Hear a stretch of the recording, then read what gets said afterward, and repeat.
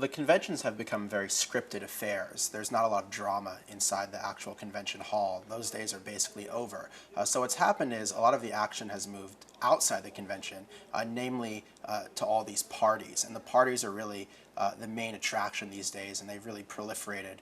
Everyone's going to be there. I mean, there's going to be major rock stars there. I mean, people like Willie Nelson, Melissa Etheridge, J-Lo, Kanye West. I mean, they'll all be there. They'll be throwing parties for various organizations.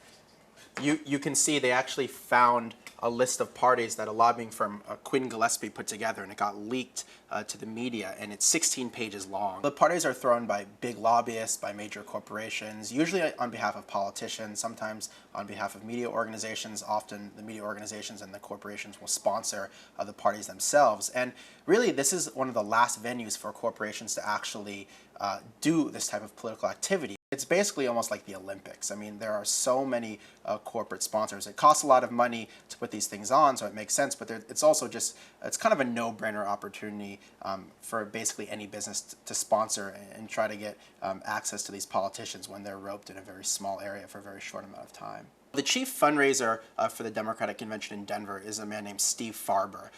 He is a lobbyist, and he's part of a very fast-growing law firm out west and in Washington, and he has a lot of major lobbying clients. Actually, some of his clients are actually sponsors of the convention. One of his major clients, AT&T, is actually the official wireless sponsor of the convention. So it's funny, you know, Obama has decried lobbyists, yet his chief fundraiser for the convention is himself a lobbyist, and his lobbying firm is kind of like an unofficial host committee. All the lobbyist money, all the corporate money, I think does pose a conundrum for Barack Obama, because he has set up his campaign as someone who's opposed to special interests. He doesn't take money from lobbyists. He doesn't take money from political action committees. He said that corporate America has too much power. But if you look at his convention, basically all the conventions, the people running these things, they are the lobbyists.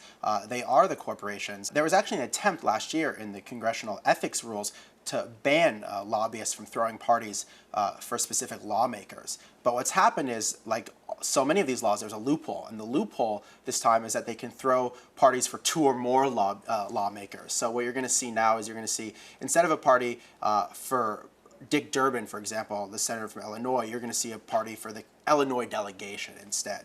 Everyone's going to have parties sponsored, and they're going to range from very exclusive, very small parties to very exclusive, very big parties. I think you know, the one thread through all of this is that these parties are generally pretty hard to get into, and I think the wrangling to get in is already starting right now.